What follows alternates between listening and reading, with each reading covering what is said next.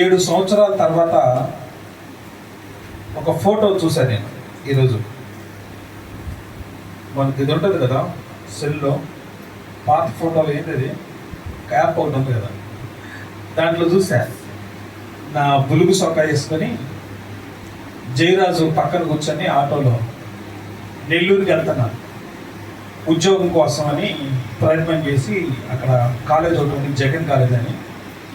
అప్పుడే నాకు పిహెచ్డి కూడా అయిపోయింది 2018లో. అది ఈ పాట విని ఆ తర్వాత ఆటో ఎక్కాను, మేము నమ్మినతో సిగ్గుపడమని. కానీ కాలేజీకి పోయాను, కానీ కాలేజీలో ఉద్యోగం అయితే రాలా. మరి వాళ్ళకి నేను నచ్చలేదు, ఎందుకు తెలియదు. ఈరోజు మాత్రం ఆ ఫోటో చూసినాను. సహోదరుడు జీవితంలో ఆయన చేసిన మేలు, ఆయన నమ్మినప్పుడు చెప్పండి ఏం చేయడైనా సిగ్గుపడనివ్వడు. మనం ఇంకేమైనా నమ్ముకున్నా, బలాన్నో, చదువునో, డబ్బునో, బంధువులనో, స్నేహితులనో, లేదా వైద్య శాస్త్రాన్నో, ఇవన్నీ మనం నమ్ముకుంటే ఒకవేళ సిగ్గుపడాల్సి వస్తుందేమో. ఇవన్నీ సిగ్గుపరుస్తాయని కాదు, వీళ్ళందరూ సిగ్గుపరుస్తారని కాదు. ఒకవేళ సిగ్గుపడాల్సి వస్తుందేమో, కానీ మన దేవుణ్ణి మీద ఆధారపడినప్పుడు ఆయన సిగ్గుపరచడు. చెప్పండి కొత్త గట్టిగా హల్లెలూయా, హల్లెలూయా. దేవుడు ఈ కుటుంబాన్ని ఎంతగా ఆశీర్వదించాడంటే, ఇక్కడికి వచ్చినప్పటి నుంచి ఆయన అంచెలంచెలుగా ఆశీర్వదిస్తూ వచ్చాడు. ఇస్సాకు క్రమక్రమంగా ఆశీర్వదించబడ్డాడని వాక్యంలో ఉంది. ఈ కుటుంబంలో ఏ అవసరాలు అయితే ఉన్నాయో, ఏదైతే వీళ్ళకి సరిపోద్దో దేవుడు వాటిని చూసి, మనం అనుకోండి ఇప్పుడు నీకు ఏం కావాలి కోరిక ఉన్నాను, పిల్లలు అడిగాం అనుకోండి, నాకు ఇంకా ఏం కావాలన్నానికి నాకు కోతి బొమ్మ కావాలంటాడు. ఇప్పుడు కోతి బొమ్మ కంటే అసలు నిజం కోతి కూడా కావాలంటాడు. ఎందుకు ఈ డోంట్ నో, ఏది కావాలో అతనికి తెలియదు. చిన్నపిల్లడు కదా, వాడికి తెలియదు. మనకు కూడా చాలామందికి ఏం కావాలో తెలియదు వాస్తవంగా. కానీ దేవుడు ఏం చేస్తాడంటే, మనకు సరైన సమయంలో సరి టైంలో ఆయన ఇస్తా వస్తాడు. నాకు ఒక మాట సహోదరుడు చెప్పినాడు, సార్ ఆఫ్టర్ 30 years తర్వాత ఒకవేళ పిల్లలు కానీ పుట్టే వాళ్ళు సరిగా పుట్టరు, సరైనటువంటి బలంతో వాళ్ళు పుట్టరు, ఏదో ఒక రకమైనటువంటి వాళ్ళకి ఆరోగ్య సమస్యలే కానీ లేకపోతే ఫిజికల్గా ఫిట్గా ఉండరు అని నాతో చెప్పాడు. నాకు అంత మెడికల్ నాలెడ్జ్ లేదు. నాకు అప్పుడు అర్థం, 35 years తర్వాత పిల్లలు పుట్టే సరిగా ఉండరేమో. నిజంగా దేవుడు అట్లాంటి పరిస్థితి ఏమీ రానివ్వకుండా వీళ్ళకి కావలసింది బాగున్నాడు. చక్కగా పరిస్థితులు కూడా ఏర్పాటు చేస్తూ వచ్చాడని అనుకూలపరుస్తూ వచ్చాడు. వీళ్ళకి ఒక లోటు ఏంటంటే, పాప ఇంట్లో లేదు. పాప ఉంటే ఇల్లు ఎంతో సంతోషంగా ఉంటుంది. అంటే బాగుంటేనే కాదు, ఇద్దరు ఉంటే బాగుంటుంది. విశ్వాసులు ఏం చేయాలంటే ప్రార్థన చేయాలి, ఇద్దరు పుట్టాలని, పాప బాబు. ఆ విషయం నాకు ఎప్పుడు తెలిసిందంటే, నేను అన్న మీటింగ్కి వెళ్ళాను, ప్రకాష్ అన్న మీటింగ్కి. కావాలి వెళ్తే, మీకు చేతనైతే ఇద్దరు పుట్టాలని ప్రార్థన చేయండి అన్నాడు. మీరు అప్పుడు ఇద్దరు ఆడపిల్లలే ఉన్నారు, మీకు కానీ చేత అయితే ఇద్దరు, బాబు పాప ఇద్దరు కానీ కుటుంబంలో ఉంటే, ఆ కుటుంబంలో బాబు బాగా ఎదుగుతాడు, పాప బాగా ఎదుగుతుంది, వాళ్ళకి కరెక్ట్గా మీకు కూడా చాలా బాగుంటుంది అని ఆయన అన్నాడు. నిజంగా ఈ కుటుంబానికి ఏదైతే కావాలో ప్రభు ఆయన కృప వాత్సల్యత చొప్పున సరైన సమయంలో ఆయన అనుగ్రహిస్తూ వచ్చాడు. హల్లెలూయా, హల్లెలూయా. కాబట్టి దేవుడు చేసేటువంటి కార్యాలు మన ఊహకు అందవు, మన ఆలోచనలకి అసలు అర్థం కావు. ఎప్పుడైతే ఎవరైతే దేవుని మీద ఆధారపడతారో వాళ్ళు మాత్రమే చూడగలరు. ఇప్పుడు సహోదరుడు సాక్ష్యం చెప్పాడు, అనేక మంది సాక్ష్యాలు చెప్పలేరు. ఎందుకు చెప్పంటారా? దేవుని మీద ఆధారపడకపోవడం వల్ల చాలాసార్లు మన జీవితాల్లో ఇలాంటి గొప్ప గొప్ప ఆశ్చర్యమైనటువంటి కార్యాలు మనం చూడలేకపోతా ఉన్నాం. ఎందుకు మన జీవితాల్లో ఈ కార్యాలు చూడలేదు అంటే, మనం గురి కలిగి ప్రార్థించలేకపోవడం, సరిగా మనం ప్రార్థన చేసుకోలేకపోవడం, ఏ అవసరమైతే మనకుందో, ఏ అక్కరైతే మనకుందో, ఏ ఇబ్బంది అయితే మనకుందో దాని కొరకు మనం సరిగా ప్రార్థన చేసుకోలేకపోవడం. నిజముగా మొరపెట్టి వారి యొక్క ప్రార్థన అయినా వింటాడు ఆయన. కాబట్టి ఈ కుటుంబం ప్రార్థన చేస్తూ వచ్చింది, దేవుడు దాన్ని స్థిరపరిచి కుటుంబాన్ని సాక్షిగా నిలుపుతూ వచ్చాడు. హల్లెలూయా. ఈరోజు ఒక ప్రత్యేకమైనటువంటి ఈ కార్యక్రమం ఇది. పాపకి నామకరణ ఉత్సవం, పాపకి పేరు పెట్టేటువంటి పరిస్థితి. ఈ లోకంలో చాలా మందికి పేరు అవసరం అంటారా? పేరు అవసరమా? అవసరం లేదు. అవసరం ఎందుకు అసలు పేరు? బాబు బాబు అంటే పాదు కదా, పాప పాప అంటే పాదు కదా, అంటే పాదు కదా. మీరు చాలా మంది రకరకాలు పిలుస్తారు, పాప అట్లా రకరకాలు పిలుస్తారు కదా, ఓరి పేరు అని పిలిస్తే పోతుంది కదా. But name is very very important. Bible గ్రంథంలో నుంచి ఈ ఈ ఈ పేరు పెట్టడం అనేది చాలా ప్రాముఖ్యమైన సంగతి. చాలా మందికి అది అర్థం కాదు, చాలా మందికి అర్థం కాదు. పేరు పెట్టడం అంటే ఒక రకమైనటువంటి ఏదో ఒక ప్రోగ్రామ్ అనుకుంటారు, కానీ ఆ పేరు అనేది చాలా ప్రాముఖ్యమైన సంగతి. ఈరోజు దేవుని యొక్క వాక్యపు వెలుగులో నుంచి మీకు సూటిగా స్పష్టంగా దేవుని యొక్క వాక్యంలో నుంచి కొన్ని విషయాలు చెప్పడానికి ప్రయత్నం చేస్తాను. లూకాసు వార్త 1వ అధ్యాయం, లూకాసు వార్త 1వ అధ్యాయం 57వ వాక్యం నుంచి 64 వరకు మనం కాస్త చదువుదాము. ఎవరైనా చదవగలిగితే మంచిది. Book of Luke chapter 1. ఎలిజబెత్కి ప్రసవ కాలం వచ్చినప్పుడు ఎలిజబెత్ కుమారుని కనింది. అప్పుడు ప్రభువు ఆమె మీద మహాకనికరము ఉంచాడని ఆమె పొరుగు వారును ఆమె చుట్టుపక్కల ఉన్న వారందరూ బంధువులు విని ఆమెతో కూడా సంతోషించి ప్రార్థన చేస్తున్నాం. మమ్మల్ని మిక్కిలిగా ప్రేమించిన మా తండ్రి, మీ పాదములకు వందనాలు స్తోత్రాలు చెల్లిస్తున్నాం. ఇదిగో ఈ రాత్రికాల సమయంలో మా సహోదరుడు మా సహోదరుని ప్రేమించి మీరు అనుగ్రహించిన శ్రేష్టమైనటువంటి బహుమానాన్ని బట్టి స్తోత్రాలు. నాయనా తండ్రి, ఇదిగో ఈ వాక్యం ద్వారా మమ్మల్ని బలపరచండి. ఈ వాక్యం వింటున్న వారిని కూడా దీవించమని ప్రార్థిస్తున్నాం ప్రభువా. ప్రతి ఒక్కరికి నీ వాక్యము హృదయాల్లో నింపబడి నాయన వాళ్ళ ఒక జీవితాన్ని మేము కట్టుకోవడానికి మాకు సహాయం చేయండి. మీరే నాయన మాతో మాట్లాడి కనిపించకుండా పనిచేస్తున్న దురాత్మ శక్తుల అంధకార శక్తులను యేసు నామములో బంధించమని ప్రార్థిస్తున్నాం.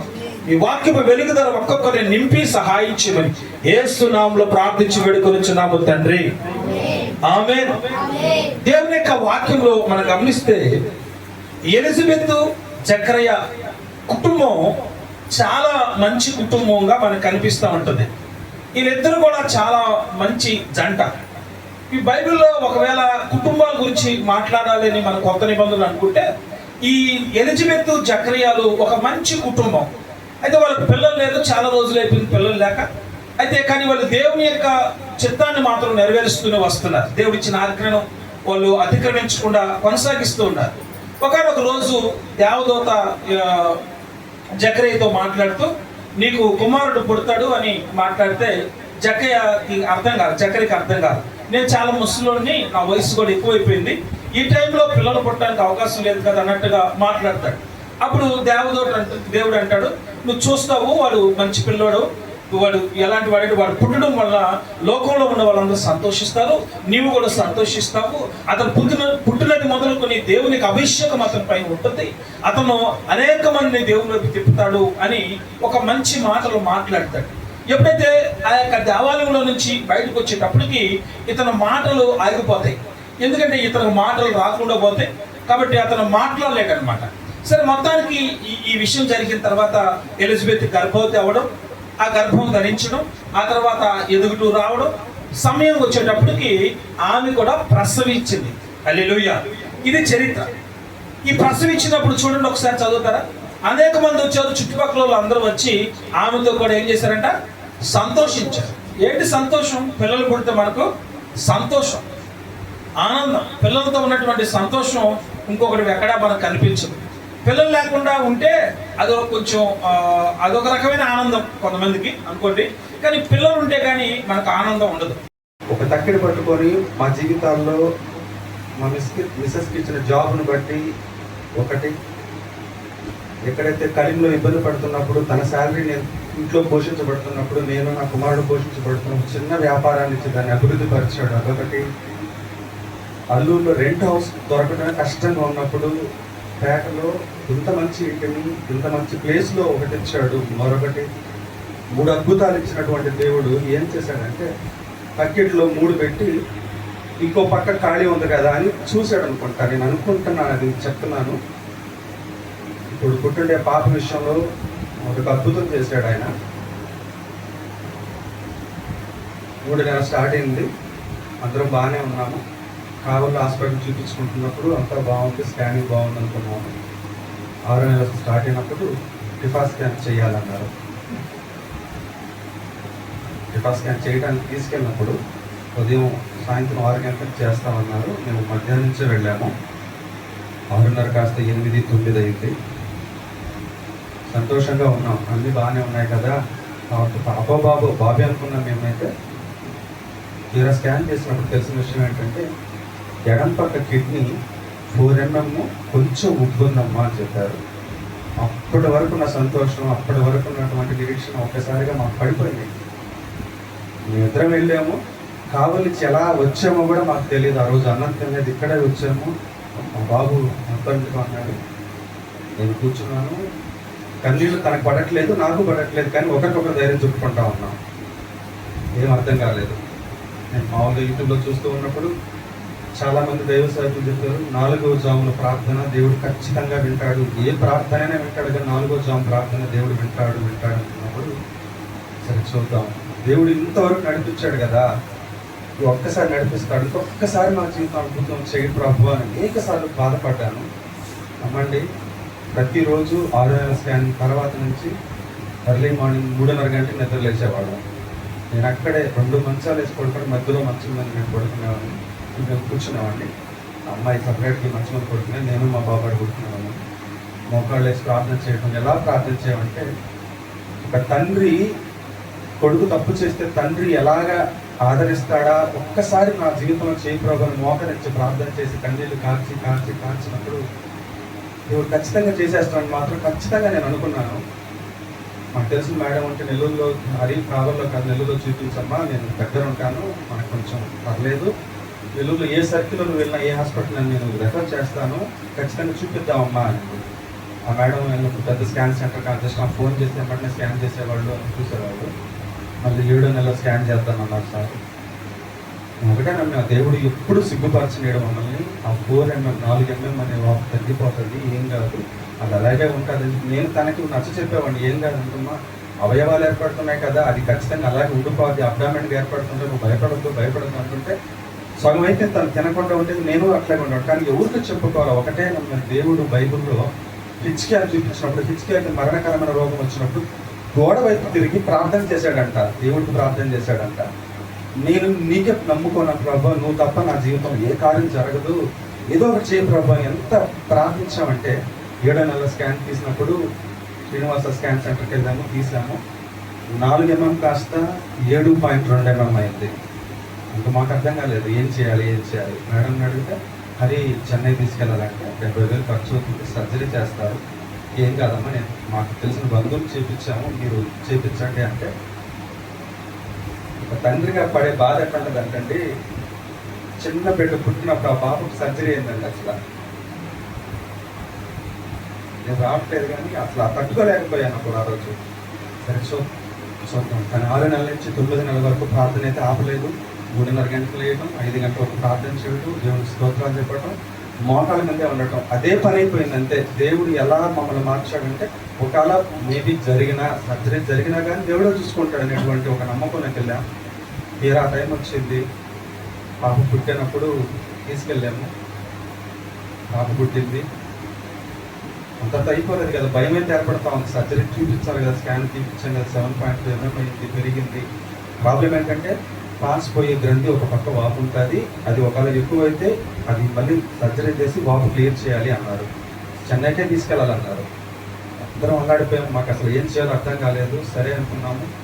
పాప పుట్టిన తర్వాత 4వ రోజు మళ్ళీ ఇంజక్షన్ కోసం తీసుకెళ్తే, ఆ రోజు డాక్టర్ అడిగాను, భయంగానే ఉంది మనసులో, సార్ ఇలా లాస్ట్ టైం తీసుకొచ్చాను కదా, 7.2 mm వదిలేస్తాను, ఎలా చదువు కదమ్మా, స్కాన్ చేద్దాం, ఇంకొకసారి స్కాన్ చేద్దామని. చిన్న బిడ్డ, రక్తం ఉండే చిన్న బిడ్డలు తీసుకొని నేను మా అత్తమ్మ తీసుకెళ్ళాము, స్కాన్ సెంటర్ తీసుకెళ్ళాము. మధ్యాహ్నం 1 గంట. ఒకటే మా ఇంట్లో ఉన్న పటాలు దేవుడికి చెప్పిన మాట ఏంటంటే, నా ఆత్మ మీ మధ్య ఉన్నది కనుక మీరు భయపడకండి. కడ్డీ సువార్త వర్తమార్కులు రాసుకుంటుంది. ఆ తలుచుకుంటా పోతున్నాను. స్కాన్ సెంటర్ తీసాను. నేను చెప్పాను, అతను మీరు తీసుకెళ్ళి, నాకు భయం ఉంది, నేను రాను, నేను ఇక్కడే ఉంటాను అని చెప్పేసి. ఎందుకు హాస్పిటల్లో ఉన్నప్పుడు అదొక రకమైనటువంటి దేవుని శక్తి, ఎందుకు నాకు ధైర్యాన్ని ఇచ్చింది. సరే చూద్దాం లోపల ఏం జరుగుతున్నప్పుడు ఏమండి రిపోర్ట్స్ అన్ని క్లారిటీగా ఉన్నాయి, పాజిటివ్గా వచ్చాయి. అది ఏదైతే వాపు ఉంటుందో సరిచేయబడింది. అంతా దేవుడు ఎంత మహిమ చేశాడంటే ఆ పాప విషయంలో మీరు భయపడింది కాస్త ఆ రోజు సంతోషంగా మార్చబడింది. దేవుడు ఇచ్చిన సాక్ష్యాన్ని దీవించుకుంటారు. సహోదరి అనంతమ్మని దేవుడు ప్రేమించిన ఈ బహుమానం శ్రేష్టమైన బహుమానం తండ్రి కుమార పరిశుద్ధాత్మ నామంలో పాపకి శ్రేష్ఠ అనే పేరుని నామకరణం చేస్తున్నాం. దేవా మీకు స్తోత్రాలు. ఈ బిడ్డ శ్రేష్టమైన బిడ్డగా, మీ కొరకు శ్రేష్టమైన బిడ్డగా, తల్లిదండ్రులకు శ్రేష్టమైన బిడ్డగా, ఈ సమాజానికి, దేశానికి, ఈ ప్రపంచానికి శ్రేష్టతనిచ్చే బిడ్డగా నాయన తండ్రి కుమార పరిశుద్ధాత్మ నామంలో ఈ బిడ్డను దీవించి ఆశీర్వదించి ఇది మొదలుకొని నీ కృప చేత నింపి సహాయం చేయమని యేసు నామంలో ప్రార్థించి అడిగి వేడుకొంచున్నాము తండ్రి. ఆమేన్. అందరూ గట్టిగా చప్పట్లు కొడతామా?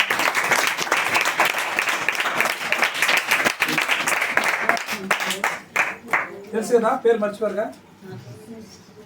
ఎవరు పిలుస్తారు ఇక్కడి నుంచి? అది చప్పట్లు కొడతాం గట్టిగా.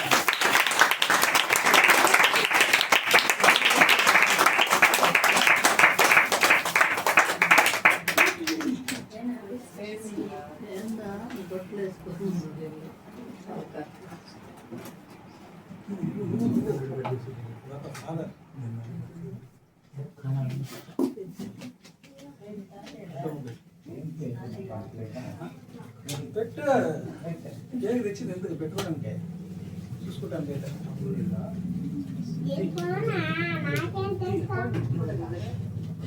చప్పట్లు కొట్టండి ఫ్యామిలీ.